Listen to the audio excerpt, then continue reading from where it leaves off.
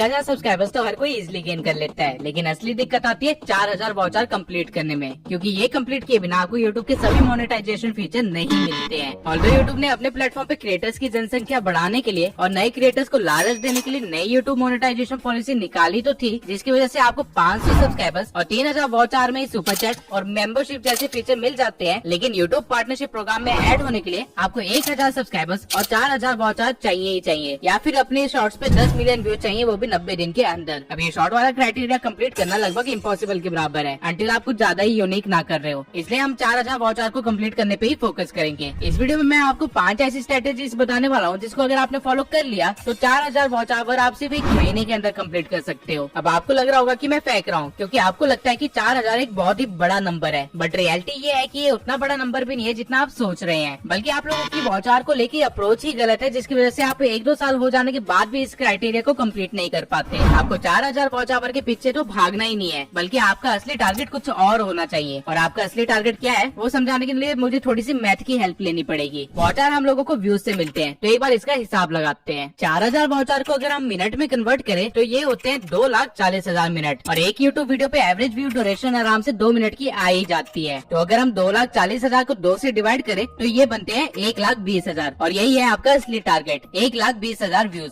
बस। और 120 के व्यूज तो तब जब आपको 2 मिनट का एवरेज व्यू ड्यूरेशन मिल रहा है, लेकिन अगर आपको अपनी वीडियोस पे 5 मिनट का एवरेज व्यू ड्यूरेशन मिल जाए तो आपको बस 48 के व्यूज लाने हैं, सीधा 60% कम। नाउ आई नो आपके दिमाग में चल रहा होगा कि ये 5 मिनट का एवरेज व्यू ड्यूरेशन कैसे निकलेगा, तो इसका बहुत ही सिंपल सा आंसर है, वीडियो की लेंथ को इंक्रीज करके। मुझे मेरी 10 से 12 मिनट वाली वीडियोस में सिर्फ 3 मिनट का एवरेज व्यू ड्यूरेशन मिलता है, वहीं जो मेरी वीडियोस 20 मिनट से ज्यादा की होती है उन पे मुझे एवरेज व्यू ड्यूरेशन मिलता है 4 से 5 मिनट तक का। ऑल्दो एवरेज व्यू ड्यूरेशन के इंक्रीज होने के पीछे कई सारे रीजन होते हैं, जैसे कि वीडियो का टॉपिक, लेकिन एक फैक्टर जो कि मेजर रोल प्ले करता है आपकी एवरेज व्यू ड्यूरेशन में, वो है क्वालिटी कंटेंट। अब वीडियो में आगे बढ़ने से पहले मैं आपको बता दूं कि मैं पूरी वीडियो में टारगेट 48 के व्यूज ना लेके 120 के व्यूज लेके ही चलूंगा, और एवरेज व्यू ड्यूरेशन भी 5 मिनट की जगह 2 मिनट ही लेके चलूंगा, ताकि वीडियो हर तरह की नीश के क्रिएटर्स के लिए यूजफुल रहे। नाउ इससे पहले कि मैं आपको वो 5 स्ट्रेटेजीज बताऊं जिससे आप 120 के व्यूज गेन कर सकते हैं, उससे पहले मैं आपको कुछ इन्फॉर्मेशन इससे रिलेटेड भी दे देता हूँ कि कैसे आप अपने एवरेज व्यू ड्यूरेशन को बढ़ा सकते हैं, ताकि आपको कम मेहनत करनी पड़े। जैसा कि मैंने कहा, एवरेज व्यू ड्यूरेशन बढ़ाने के लिए आपको चाहिए क्वालिटी कंटेंट, और क्वालिटी कंटेंट बनाने के लिए आपको सिर्फ 3 फैक्टर्स के ऊपर वर्क करना है, अच्छी स्क्रिप्ट, अच्छी एडिटिंग और अच्छी इन्फॉर्मेशन। लेकिन इन तीनों फैक्टर्स के अंदर सब फैक्टर्स हैं जो कि एक्चुअल में कंटेंट को अच्छा बनाती है। शुरू करते हैं सबसे पहले फैक्टर से, जो कि है स्क्रिप्ट। एक बार कोई बंदा आपके टाइटल और थंबनेल को देख के उस पर क्लिक कर दे तो उसके बाद उस बंदे का दिमाग जो सबसे पहली चीज पकड़ेगा वो ये होगा कि क्रिएटर आखिरकार बोल क्या रहा है, और स्टार्टिंग के 15 सेकंड में जो आप बोलेंगे उसी के बेसिस पे वो बंदा डिसाइड कर लेगा कि आगे की वीडियो देखनी है या नहीं। ये स्टार्टिंग के 15 सेकंड को हम हुक बोलते हैं, और यही किसी भी वीडियो का सबसे इम्पोर्टेंट हिस्सा होता है। इसलिए बड़े यूट्यूबर्स भी स्टार्टिंग में हुक लिखने के लिए काफी दिन लगा देते हैं। वहीं आप लोग क्या करते हो? Hello friends, welcome back to my YouTube channel. ये सबसे वर्स्ट वे होता है किसी भी वीडियो को स्टार्ट करने का। लोगों का अटेंशन स्पैन काफी ज्यादा गिर चुका है, इसलिए आपको मेक श्योर करना है कि आप ऑडियंस के माइंडसेट के अकॉर्डिंग वर्क करो। लेकिन अब सवाल आता है कि एक अच्छा हुक या इंट्रो कैसे लिखे। तो अब आपका इंट्रो और आपका हुक काफी ज्यादा डिपेंड करता है आपकी नीश के ऊपर। फॉर एग्जाम्पल, कोई बंदा अगर टेक नीश में है, या फिर वो टिप्स एंड ट्रिक्स नीश में है, या फिर वो चैलेंज वीडियोस बनाता है, तो वो बहुत ही इजीली पे ऑफ कॉन्सेप्ट का यूज कर सकता है और 70% प्रॉमिस के साथ वो काम चला सकता है। इस कॉन्सेप्ट को मैंने अपनी पिछली वीडियो में काफी अच्छे से एक्सप्लेन किया है, लेकिन अगर आप लोगों ने उसे मिस कर दिया है तो मैं आपको एक बार दोबारा से रिकैप दे देता हूँ। इस कॉन्सेप्ट के अकॉर्डिंग आप स्टार्टिंग में कुछ इम्पॉसिबल से या कुछ बहुत ही अमेजिंग प्रॉमिस करते हो अपनी ऑडियंस से, और लेटर ऑन वीडियो में उसको पूरा करके दिखाते हो, लेकिन नॉट एग्जैक्टली जिस तरह आपने प्रॉमिस किया था, बल्कि थोड़े से लूप होल्स निकाल के। मिस्टर बीस्ट अपनी वीडियोस में इसी कॉन्सेप्ट का यूज करता है, इसलिए उसका एवरेज व्यू ड्यूरेशन काफी ज्यादा है। लेकिन ये कॉन्सेप्ट हर एक नीश में नहीं चल सकता, इसलिए एक एवरग्रीन एलिमेंट है जो कि आपकी हुक को अल्टीमेटली बेटर बना देगा। वो एलिमेंट है क्यूरियोसिटी एंड रिलेटेबिलिटी। अगर आपका एजुकेशन चैनल है, या फिर ब्लॉगिंग चैनल है, या फिर किसी और नीश का चैनल है, तो आपको बस वीडियो की स्टार्टिंग में एक रिलेटेबल बात बोल देनी है, लाइक क्या भी एक नीट के स्टूडेंट है और आपके साथ भी स्कैम हुआ है। और जब आप एक रिलेटेबल बात बोल दे, उसके बाद आपको बताना है कि उनको वीडियो में आगे क्या देखने को मिलने वाला है। जैसे कि आज की वीडियो में मैं आपको बताने वाला हूँ कि कैसे भारत की सरकार की लापरवाही की वजह से 3 मिलियन बच्चों का भविष्य बदल गया। और ये करने के बाद आपको सीधा कहानी स्टार्ट नहीं कर देनी है, या फिर इन्फॉर्मेशन देना स्टार्ट नहीं करना है। जिस चीज के लिए लोगों ने आपकी वीडियो पे क्लिक किया है, मेक श्योर उस चीज को आप वीडियो के एंड पार्ट में प्रोवाइड करो। पूरी वीडियो के दौरान उसकी तरफ बढ़ते रहिए धीरे धीरे, लेकिन एक्चुअल इन्फॉर्मेशन एंड में प्रोवाइड करनी चाहिए। अगर आप ऐसा करते हैं तो स्टार्टिंग के 30 सेकंड में जो आपकी ऑडियंस फॉल होती है वो बहुत ही कम हो जाएगी, विच मीन ज्यादा लोग आपकी वीडियो ज्यादा देर तक देखेंगे, which will bring high average view duration. लेकिन सिर्फ हुक से काम नहीं चलने वाला है, पूरी स्क्रिप्ट ही अच्छी होनी चाहिए और स्क्रिप्ट लिखने का एक तरीका होता है जो कि बहुत ही डिटेल में मैंने इस वीडियो के अंदर बता रखा है। तो मेक श्योर ये वीडियो कंप्लीट करने के बाद आप उस वीडियो को भी देख लीजिए ताकि आपकी मेहनत कम लगे। Now coming to the next element of quality content which is editing. Editing कितना ज्यादा रोल प्ले करती है वीडियो में ये मुझे आपको बताने की जरूरत नहीं है। मेरे खुद की वीडियोस पे आधे से ज्यादा ऑडियंस ऐसी है जो कि मेरी वीडियो से इन्फॉर्मेशन लेने नहीं आती बल्कि बस एडिटिंग देखने आती है। तो अगर आपकी वीडियो एडिटिंग अच्छी हुई तो लोग आपकी वीडियो ओपन करते ही भूल जाएंगे कि उन्हें कुछ और काम भी था और वो आपकी 20 मिनट की वीडियो खत्म होने तक वहीं बैठे रहेंगे। लोगों को अच्छा देखने की आदत हो गई है क्योंकि क्रिएटर्स की पॉपुलेशन इंक्रीज होने के कारण प्रोडक्शन क्वालिटी भी काफी ज्यादा इंक्रीज हुई है। अब हर नीश के अकॉर्डिंग एडिटिंग अलग स्टाइल की जाती है, लेकिन हर नीश में एक लेवल ऑफ एडिटिंग होती है जो सबको पसंद आती है। फॉर एग्जाम्पल ट्रैवल ब्लॉग्स में सिनेमैटिक ब्लॉग्स चलते हैं, कुकिंग ब्लॉग्स में ASMR कुकिंग चलती है, एजुकेशन में 3D डॉक्यूमेंट्री स्टाइल चलता है लाइक मैग्नेट्स मीडिया, और सेल्फ इम्प्रूवमेंट और फाइनेंस में मोशन ग्राफिक्स चलते हैं। आपको बस अपनी नीश की टॉप लेवल एडिटिंग पता करनी है और ट्राई करते रहना है कि आप उस लेवल की एडिटिंग को टच कर सके। अगर आप ये करने में सक्सेसफुल हुए तो आपके वॉच टाइम लाने का आधा काम तो यहीं से हो जाएगा। बट अगर आपकी स्क्रिप्ट अच्छी है, आपकी एडिटिंग भी अच्छी है, लेकिन आपकी इन्फॉर्मेशन ही अगर बेकार है तो समझ लीजिए आपने बिरयानी के बीच में इलायची डालने वाला काम कर दिया है। लोगों को ट्रस्टवर्दी इन्फॉर्मेशन या एंटरटेनमेंट तो चाहिए ही चाहिए, और ये तभी प्रोवाइड कर सकते हो जब आपको पता होगा कि ऑडियंस के पर्सपेक्टिव से कैसे सोचा जाता है। आप लोग हमेशा अपनी वीडियोस में वो बताते हो जो आपको पता है, लेकिन ऑडियंस कभी उस चीज के लिए आई ही नहीं होती है। ऑडियंस आई होती है वो जानने के लिए जो उनको नहीं पता है, और उनको क्या नहीं पता है ये आपको तब पता चलेगा जब आप कीवर्ड रिसर्चिंग करोगे, अपने कंटेंट के लिए मटेरियल इकट्ठा करोगे और मार्केट की थोड़ी सी नॉलेज रखोगे। सप्लाई उसी चीज की करो जिसकी डिमांड है। अगर आप स्टार्टिंग में ही ऐसे टॉपिक्स पे वीडियो बना रहे हो जो कि सर्च ही नहीं किए जा रहे हैं या जिसको जानने में किसी का इंटरेस्ट ही नहीं है, तो आपका काम काफी ज्यादा स्लो हो जाएगा। बट अब क्वेश्चन आता है कि सही टॉपिक कैसे ढूंढे, उससे रिलेटेड इन्फॉर्मेशन कैसे निकालें और उसको सही तरह से स्क्रिप्ट में कैसे डालें। तो इन सब का आंसर मैंने how to become YouTuber playlist में दे रखा है। आपको मेक श्योर करना है कि आप उसे भी देख लें, क्योंकि इस वीडियो के अंदर इतनी सारी इन्फॉर्मेशन कवर कर पाना बहुत ही मुश्किल है। नाउ एक बार आपने अपने कंटेंट की क्वालिटी बढ़ा ली तो आपको सिर्फ 48 के व्यूज लाने हैं, जो कि खुद ही आ जाएंगे क्योंकि आपने मेहनत की होगी अपने कंटेंट में। बट आई एम अज्यूमिंग कि आप ऐसा नहीं कर पाओगे और कुछ गड़बड़ कर दोगे, लेकिन स्टिल डोंट वरी। अब मैं आपको वो 5 स्ट्रेटेजीज बताने वाला हूँ जिसको अगर आपने फॉलो कर लिया तो 4000 वॉच आवर कंप्लीट करने में आपको सिर्फ मुश्किल से 1 महीना लगेगा। और इन स्ट्रेटेजीज में सबसे पहली स्ट्रेटेजी है catching the trend.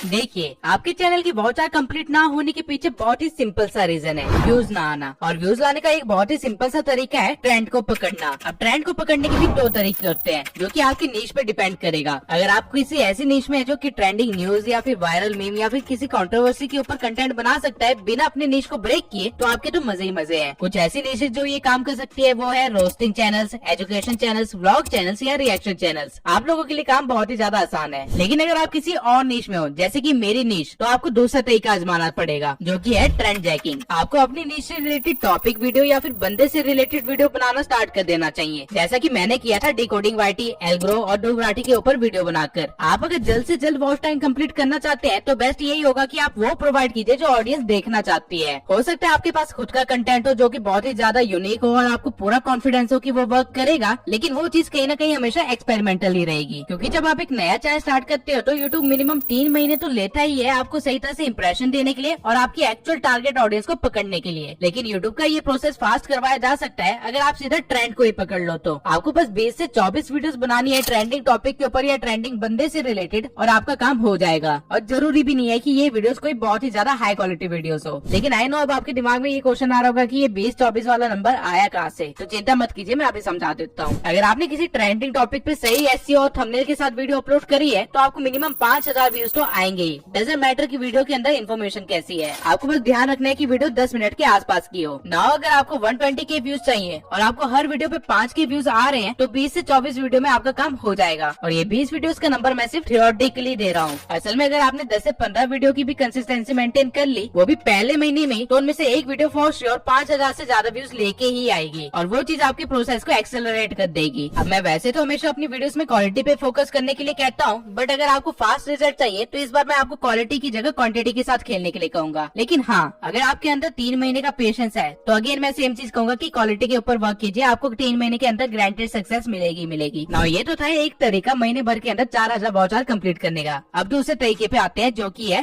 Playlist.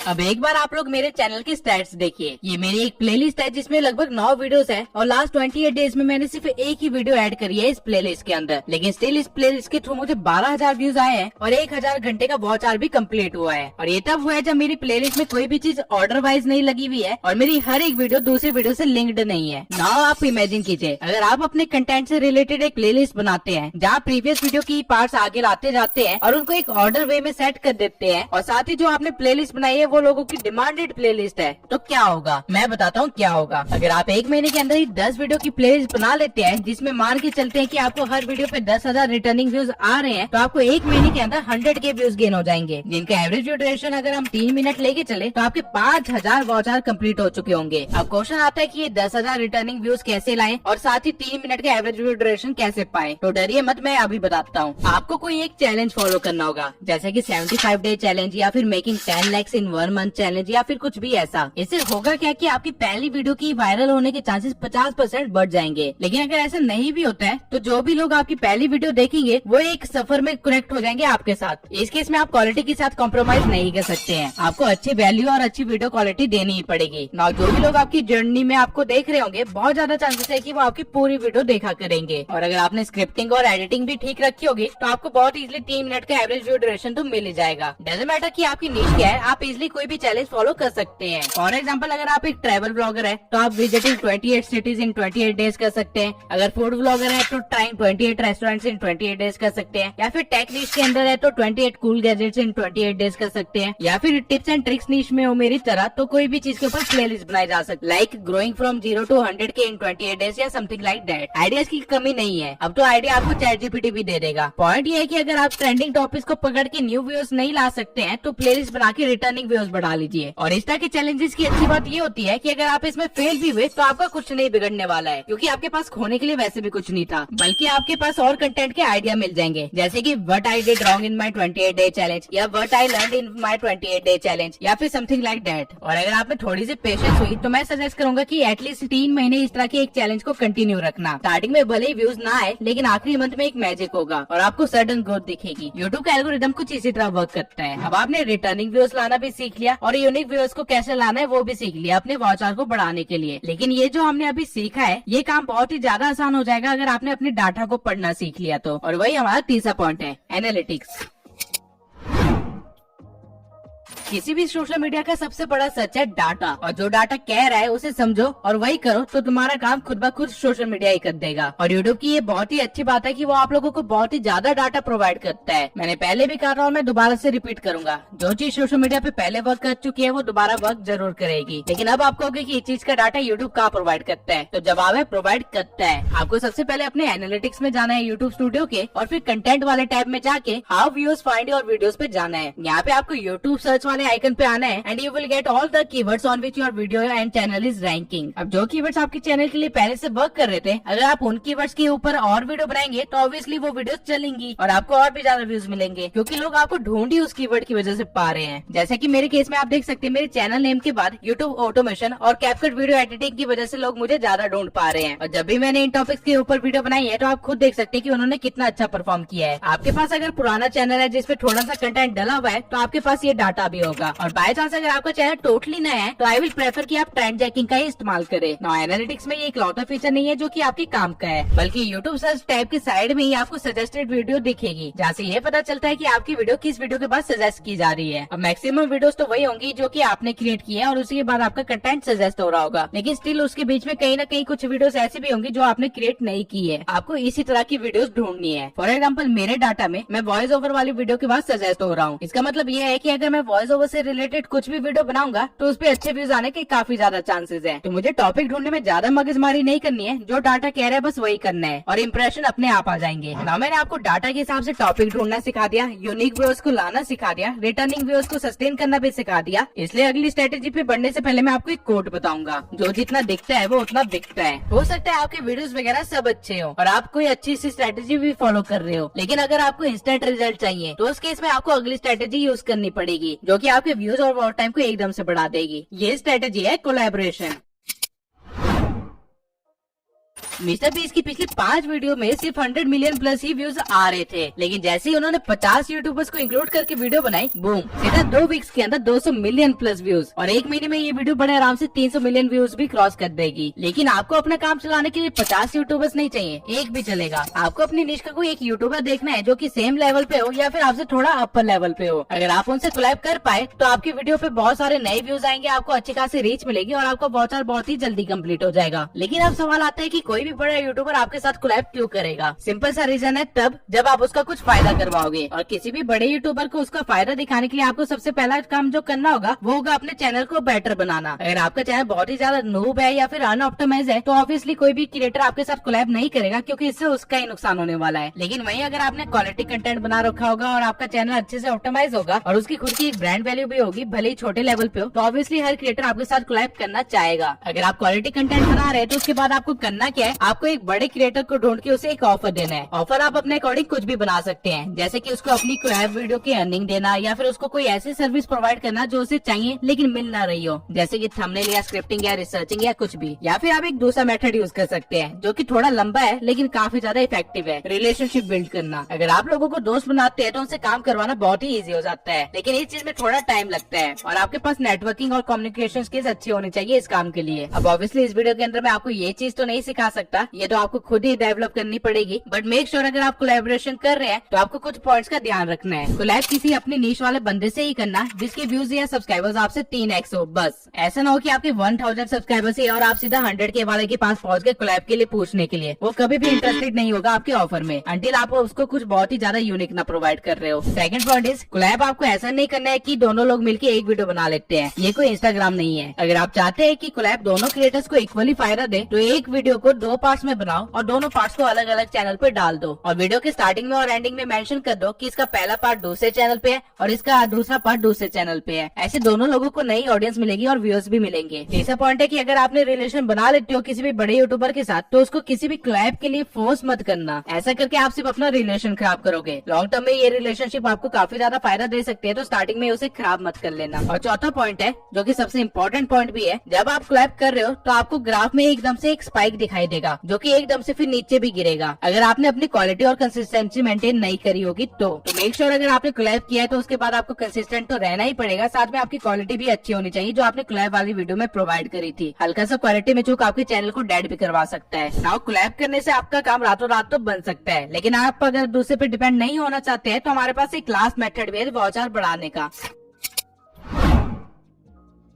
Give away grade is the biggest motivation. लोग आपकी वीडियोस नॉलेज के लिए देखे ना देखे, लेकिन अगर आपने वीडियो में कह दिया कि पूरी वीडियो देखने पे ईयरफोन मिलेंगे या फिर कुछ रिवॉर्ड मिलेगा तो आपकी ऑडियंस उस वीडियो को पूरा देखेगी ही देखेगी। एंड कैन यू इमेजिन आपका एवरेज व्यू ड्यूरेशन इससे कितना ज्यादा बढ़ जाएगा। मैंने इस वीडियो में एक माइक गिव अवे करने का प्रॉमिस किया था एंड आप देख सकते हैं कि इसका एवरेज व्यू ड्यूरेशन नॉर्मल से कितना ज्यादा है। इस ट्रिक को आप भी इस्तेमाल कर सकते हो वॉच टाइम को बढ़ाने के लिए, बट मेक श्योर ये आप ज्यादा ना करें क्योंकि ये चैनल को डेड भी करवा सकता है। और फेक गिव अवे करने की तो सोचना भी मत, छोटे से मुनाफे के लिए आप अपनी रिस्पेक्ट खो बैठोगे मार्केट के अंदर। अगर आप कोई भी प्लेलिस्ट सीरीज बनाते हैं और उस सीरीज की हर एक वीडियो में गिव अवे का प्रॉमिस करते हैं तो वो सीरीज आपको काफी ज्यादा सब्सक्राइबर्स और वॉच टाइम देगी, इतना कि 1 महीने के अंदर आप आराम से 4000 वॉच आवर कंप्लीट कर लोगे। लेकिन मेक श्योर अगर आप इस स्ट्रेटेजी का इस्तेमाल करते हो तो कभी भी लास्ट में गिव अवे अनाउंस मत करना, हमेशा वीडियो के बीच में या एंड होने से 2 मिनट पहले अनाउंस करना, वो भी एकदम से। इससे लोग आपकी वीडियो को स्किप करके सीधा गिव अवे वाले पार्ट पे नहीं जाएंगे और उनको पूरी वीडियो देखनी पड़ेगी। अब ये थी वो 5 स्ट्रेटेजी जिनको फॉलो करके आप महीने भर के अंदर 4000 वॉच आवर बड़े आराम से कंप्लीट कर सकते हो। लेकिन वीडियो को एंड करने से पहले मैं आपको कुछ वार्निंग्स और सजेशन देना चाहता हूँ। स्टार्टिंग की जो 3 स्ट्रेटेजीज थी वो कहीं ना कहीं ऑर्गेनिक ग्रोथ स्ट्रेटेजीज थी जिसको फॉलो करके आप कभी भी नुकसान में नहीं जा सकते। आज नहीं तो कल आपको फायदा होगा ही होगा अगर आपने स्टार्टिंग की 3 स्ट्रेटेजीज को फॉलो किया। अगर 1 महीने में वॉच आवर कंप्लीट नहीं भी होता है तो भी अगर आप कंसिस्टेंट रहे तो 3 महीने के अंदर आपका चैनल रॉकेट की तरह ग्रो करेगा। और मैं बार बार आप लोगों को 1 महीने की जगह 3 महीने पे फोकस करने के लिए इसलिए कह रहा हूँ क्योंकि मैंने अपने पर्सनल एक्सपीरियंस से देखा है कि यूट्यूब आपकी वीडियो को सही इंप्रेशन देने के लिए मिनिमम 3 महीने लेता ही लेता है, अंटिल आप बहुत ज्यादा फ्रीक्वेंटली अपलोड ना कर रहे हो। तो इस चीज को इवन टेस्ट करने के लिए मैंने एक बार एक एक्सपेरिमेंट भी किया था। मैंने एक नया चैनल बनाया था और उसके ऊपर एक बहुत ही अच्छी सी वीडियो अपलोड कर दी थी जो कि उस टाइम पे ट्रेंडिंग भी थी, लेकिन वो वीडियो नहीं चली, उस पर कुछ भी व्यूज नहीं आए और फिर मैंने उस चैनल पे कुछ भी नहीं किया। इवन मैं तो भूल ही गया था कि मेरे पास वो चैनल है भी। लेकिन 3 महीने बाद मुझे एकदम से काफी सारे नोटिफिकेशन आने लग गए थे और जब मैंने उन नोटिफिकेशन को देखा तो मुझे पता चला कि उस वीडियो ने 5000 व्यूज से भी ज्यादा ज्यादा गेन कर लिए थे। अगर आप 3 महीने कंसिस्टेंटली क्वालिटी कंटेंट अपलोड करते हैं तो आपको ग्रो होने से तो कोई नहीं रोक सकता। बट अगर आप 3-4 महीने से पहले ही गिव अप कर देते हो तो आपको कभी नहीं पता चल पाएगा कि उस चैनल से आप कितना कुछ अचीव कर सकते थे। इसके सिवाय मैंने जो लास्ट की 2 ट्रिक्स बताई है वो सिर्फ तभी इस्तेमाल करना अगर आप में कॉन्फिडेंस है कि आपका कंटेंट बहुत ही अच्छा है और आप अपनी ऑडियंस को रिटेन कर पाओगे। अगर ऐसा नहीं है तो जो लोग सिर्फ कोलैब की वजह से या गिव अवे की वजह से आपके चैनल पे आए हैं वो आज नहीं तो कल आपको छोड़ के चले जाएंगे, जिससे आपके चैनल का ग्राफ कुछ ऐसा बन जाएगा और आपका चैनल कहीं ना कहीं डेड हो जाएगा और उसे वापस से नॉर्मल करने में काफी मेहनत लग जाएगी। यही कुछ वार्निंग्स और सजेशन थे जो मैं आपको देना चाहता हूँ। बेस्ट यही होगा कि आप 1 महीने के अंदर सब कुछ करने की बजाय 3 महीने का टारगेट लेके चले और उसके अकॉर्डिंग वर्क करे। ना हो सकता है कि आपकी वीडियोस अच्छी हो और उस पर स्टिल व्यूज और इम्प्रेशंस ना आ रहे हो, तो इसके पीछे का रीजन आपकी वीडियो डालने का तरीका भी हो सकता है। तो अगर आपको व्यूज नहीं खोने हैं तो इस वीडियो को जरूर देखना। इस वीडियो में मैंने बताया कि कैसे आप सही तरह से वीडियो अपलोड करके और भी ज्यादा टॉप पे रैंक कर सकते हो और भी ज्यादा व्यूज गेन कर सकते हो।